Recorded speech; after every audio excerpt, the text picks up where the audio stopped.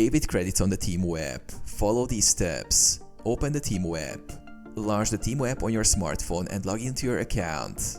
Browse and add items to cart. Browse through the app and add the items you want to purchase to your cart. You can explore various categories such as clothing, electronics, or home goods.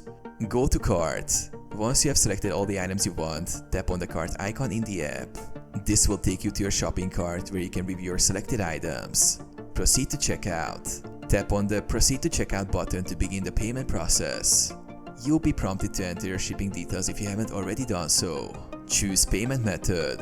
When you reach the payment section, look for the option to pay using credits. This will usually appear as a payment method if you have accumulated credits in your Temu account. Use credits. Select the option to use your available credits. Your credit balance will be applied to your total order, and you will only need to pay the remaining balance using your linked payment method, if any. Complete payment. After confirming the payment, your order will be processed and you will receive a confirmation notification.